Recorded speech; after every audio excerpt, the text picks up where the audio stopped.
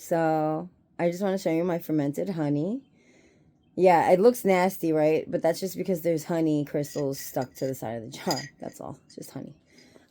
So in here, this is honey and garlic. I packed a mason jar full of honey, full of garlic cloves. I poured honey over it. I stirred it all together, mixed it well. And I placed one of my airlock on it, one of these fermentation lids. Screwed that on to the top here. And I had it fermenting since, look, that says February. I've had it since February.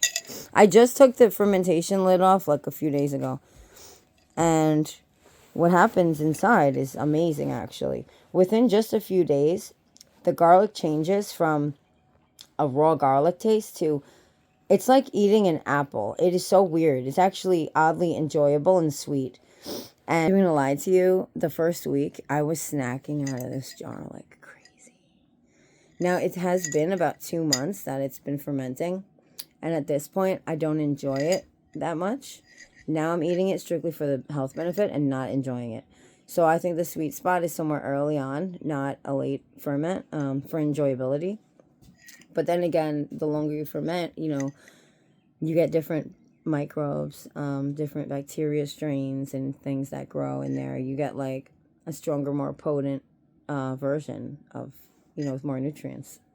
And the flavors develop and change over time. So it's important when you're starting your own home ferments to gauge, to experiment. Don't be upset if something doesn't come out right the first time, because it's all trial and error and learning how you like it done. Because yeah, there are hard and fast rules, for safety, a 2% salt brine is the best.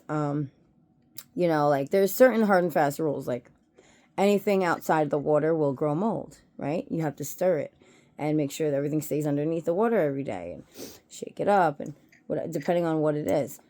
This is honey. I didn't have to shake the honey, but I did have to stir the honey and the garlic. But besides those rules, there really are no hard and fast rules for time. Your ferment could be a day, a week, a month, a year, 10 years. It depends on if you're keeping your eye on it, making sure that it doesn't taste funny or smell funny, and that there's no mold growing in it. As long as you know what you're doing, you can keep your ferment going for a really long time, and the flavors can change, and the product you end up with is sometimes so distinctly different from what you started with that it's shocking. It's just amazing. So I just really wanted to make a quick video and show people, because I don't think anyone really knows that if you take garlic cloves, put them in honey, and let it sit for 5 days, that it actually ends up being a really sweet treat. Did anybody really know that? I didn't know. I learned that on my own here. So I just wanted to share it with you guys. And besides it being a sweet treat, it's really good for you. Fermenting basically unlocks 5 to 10 times the potency. It basically digests the food for you. Instead of your body digesting and breaking down into nutrients, that happens in the jar. So now by the time you actually eat that thing, it's already broken down into usable form, and that makes it 5 to 10 times more potent. So let's say turmeric, the most potent anti-inflammatory spice or tuber, vegetable, whatever, right? Let's say you ferment that. Can you imagine how potent it is fermented? How do you think they get such large potencies in the vitamins and supplement industry?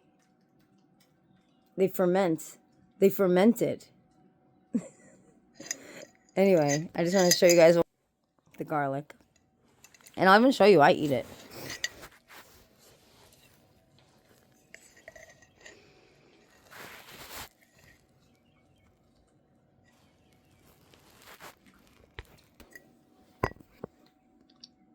See? It's very chewy. So the problem with this piece of garlic is that it was near the top. So it's a lot of oxygen got to it. So it's a little harder. For the most part, they're nice and chewy. But the ones that are near the top, if you keep it fermenting for a very long time, the ones near the top will start to turn like a darker brown and have like a skin on it, like a harder skin. But let's try a different one. Well, here's some of the honey. Garlic honey. And it's really good. It's got a garlic flavor to it, for sure. Another clove. That doesn't even look like a piece of garlic, right? Like, what? What the heck? This one's much better. Really sweet. The ones that aren't near the top are way better. So I try to do like a whole tablespoon or two of this every day.